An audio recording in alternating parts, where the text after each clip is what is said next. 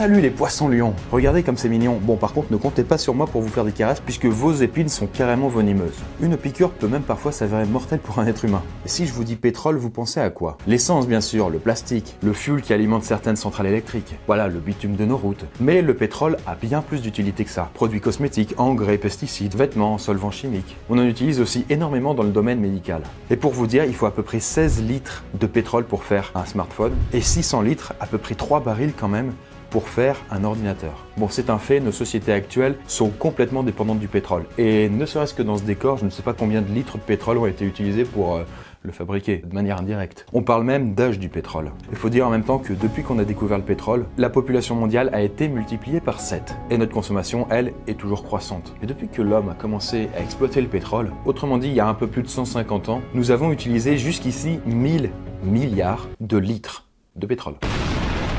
Et de nos jours, on estime les réserves restantes de pétrole à peu près autant. Et qui plus est, ce stock ne va pas se renouveler puisque la nature a quand même mis près de 150 millions d'années pour former notre précieux or noir. Dans tous les cas, il ne fait aucun doute que tôt ou tard, cette énergie finira par s'épuiser. Et c'est pour ça que dès aujourd'hui, des ingénieurs et des chercheurs planchent sérieusement pour trouver des moyens de remplacer le pétrole et puis du coup les produits fabriqués en plastique. Par exemple, avec des produits en papier carton. D'ailleurs, la vidéo du jour se fait en partenariat avec l'AFIFOR, qui est l'association regroupant les centres de formation de la filière papier-carton. Et bon, non, on n'allait pas penser que le papier et le carton c'est du passé, bien au contraire. Il est au cœur de beaucoup de technologies issues de ressources renouvelables et recyclables. Saviez-vous par exemple qu'aujourd'hui on est capable de fabriquer des enceintes portables en papier? Eh ouais. Et l'AFIFOR vous propose de nombreuses formations, du CAP au master en passant par des formations en alternance. En tout cas là-dedans, il y a des métiers d'avenir qui vont se faire, mais je vous reparlerai de cette association en fin de vidéo.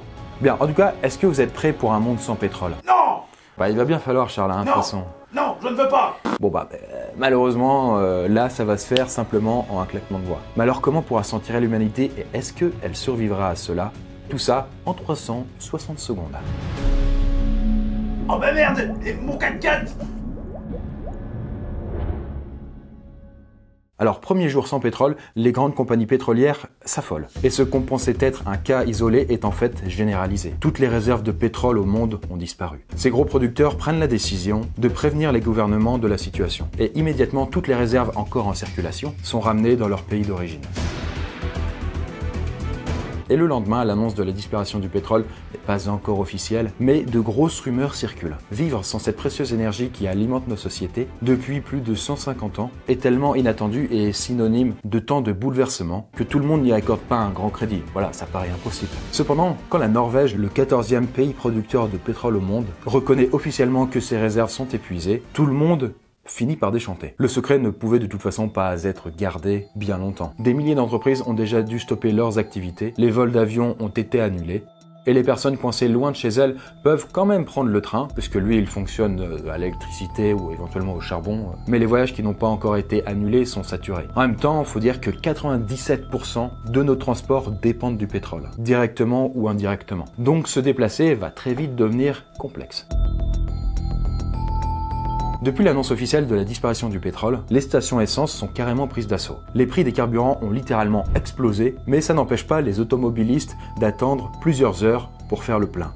Allez, c'est bon là, elle est pleine ta bagnole, avance! Et comme l'essence permet en même temps d'acheminer les marchandises, le vent de panique qui souffle sur le monde dépasse le simple cadre de l'essence. Partout dans le monde, les grands marchés de produits frais sont contraints de fermer. On ne trouve bientôt plus de viande ni même de légumes dans les grandes villes. Les magasins sont dévalisés et des coupures d'électricité se multiplient un petit peu partout car, il faut quand même le dire, beaucoup de centrales électriques fonctionnent au charbon, qui doit être, de son côté, acheminé avec de l'essence. Oui, toujours. Et seuls un petit peu les lieux équipés de technologies d'énergie renouvelable sont relativement épargnés. C'est par exemple le cas de la petite ville d'El Hierro, située dans l'océan Atlantique, au large du Maroc. L'ensemble des besoins énergétiques de l'île est assuré par des éoliennes. Et les habitants sont même autonomes en eau douce, grâce à une centrale de traitement fonctionnant à l'énergie verte. Ceci dit, même s'équiper d'infrastructures permettant l'énergie renouvelable va devenir très dur sans pétrole, paradoxalement. Car la construction et l'entretien nécessitent du pétrole à plusieurs étapes du processus.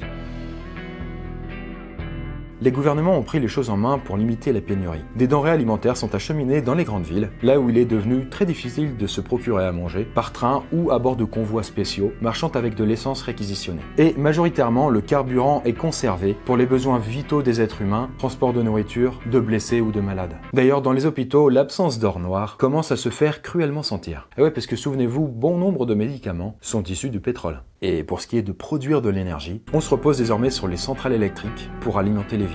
Et du côté des pouvoirs publics, les objectifs sont clairs. Il faut de toute urgence développer des substituts au pétrole et plus particulièrement à l'essence. Et les bioraffineries produisant des biocarburants, issus par exemple du bois, tournent à plein régime. L'économie de l'Arabie Saoudite s'est complètement effondrée. En même temps, le pétrole représentait près de quand même 90% de leurs revenus. Les agriculteurs du monde entier ont été mobilisés pour faire pousser des plantes, particulièrement du maïs, destinées à faire des biocarburants. Malheureusement, même en tournant à plein régime, la production est insuffisante. Et il faut dire en même temps que pour faire un plein de biocarburant, 200 kg de maïs sont nécessaires. Pour vous dire, c'est assez de nourriture pour nourrir une personne pendant près de 1 an. Dans les villes, de leur côté, les conditions de vie sont tout à fait déplorables. Les déchets s'entassent, la délinquance s'épanouit dans les villes où l'électricité fonctionne par intermittence et se procurer de la nourriture est devenu un véritable défi. On assiste alors à un exode massif des citadins vers les campagnes dans lesquelles l'agriculture locale s'est organisée et où il est plus facile d'être autonome et de vivre. Globalement, les gens équipés d'infrastructures leur donnant accès aux énergies renouvelables, par exemple les panneaux solaires ou les éoliennes, ont quand même moins de problèmes. Mais gare quand même au moment où il faudra les réparer. En même temps, dans un monde sans pétrole, être autonome sur le plan énergétique, c'est quand même un véritable atout. Des famines sévissent aux 4 coins du monde, car voilà presque 1 an que les marchandises peinent à circuler. Le nombre de morts total se comptera probablement en centaines de millions, voire même en milliards. L'agriculture a été totalement réorganisée et de nombreuses bêtes d'élevage sont mortes faute de nourriture. Et rappelez-vous, la pénurie d'essence empêche toujours les produits de circuler. Quant aux malins qui ont fait d'énormes stocks de carburant, commencent à déchanter car l'essence n'est pas conçue pour de la conservation longue durée et finit par perdre ses propriétés. En revanche, l'huile est devenue précieuse, tout simplement parce qu'elle est compatible avec certains de nos moteurs et peut donc parfois remplacer l'essence. Pas besoin là-dessus d'une huile de grande qualité. De la vieille huile de friture peut parfaitement faire l'affaire. Oh putain, ça marche bien. Oui, ça marche, ça marche. Ceci dit, on parle de plus en plus d'utiliser une essence biologique issue des algues, très prometteuse.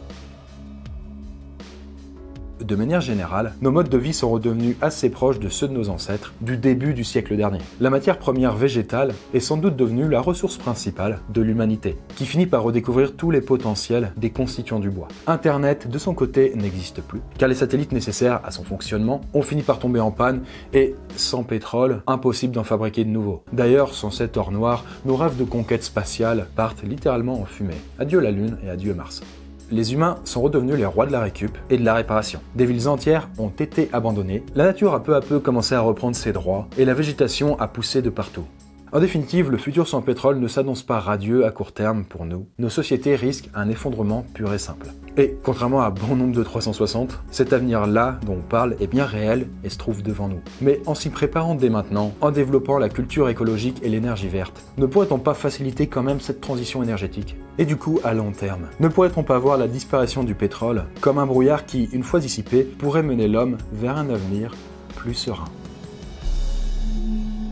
Voilà, cher Poiscaille, j'espère que vous avez apprécié la vidéo. Et comme dit en début de vidéo, la FIFOR est une association qui regroupe les centres de formation du papier carton. Cette filière s'inscrit dans une bioéconomie indépendante du pétrole et développe des alternatives depuis des dizaines d'années. Et les applications derrière sont quasiment infinies. Alimentation, médicale, cosmétique, pharmaceutique, transport, textile, nanana. Via la FIFOR, vous pouvez donc accéder à un grand nombre de formations, ça va du CAP à l'ingénieur en passant par des formations en alternance.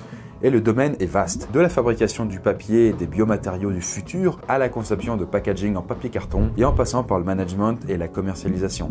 Bref, il y en a pour tous les goûts. Et si les technologies et les matériaux renouvelables vous intéressent, je ne peux que vous recommander d'aller faire un tour sur le site de la FIFOR que je vous mets en description. Ils seront ravis de pouvoir peut-être vous compter parmi ceux qui construiront l'économie de demain. Quant à moi, eh bien, comme toujours, je vous dis à la prochaine.